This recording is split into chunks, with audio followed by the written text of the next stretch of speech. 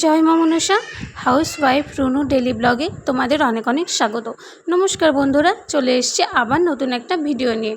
তো সকালে ঘুম থেকে উঠেই আজকে দুধের চা বানিয়েছিলাম। আমি, মেয়ে আর পুচকি খেলাম। পুচকির বাবা খেলো না।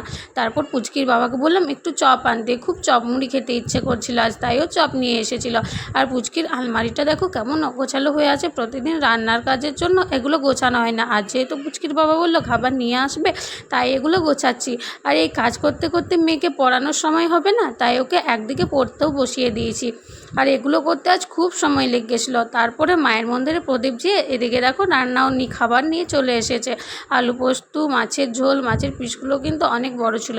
এটা হচ্ছে মুগের ডাল, শুক্তোটাও খেতে বেশ ভালো ছিল, মিষ্টি, আর এখানে আছে চাটনি। তো সবাই মিলে একসাথেই বসে গেছি। পুচকিও আজ আগে বসেনি, কারণ ও ঘুমিয়ে পড়েছিল।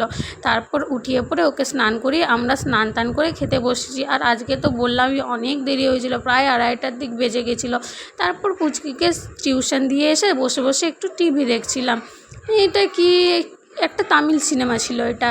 তারপর দেখো মেয়ে টিউশন থেকে এসে গেছে আর বাবার গলে চিপকে আছে। তার রাতের খাবারে একটু আলু ভাজা বানালাম, তার সাথে 2টো ডিম ছিল, দিয়ে পরে এইরকম করে নিয়েছি। আর বাকি সকালের প্রায় সব খাবারই ছিল কিছু কিছু করে, কেউ ভাত খেলো, কেউ মুড়ি খেলো। তো এই ভিডিওটা এই অবধি, দেখা হবে আবার নতুন একটা ভিডিওর সাথে।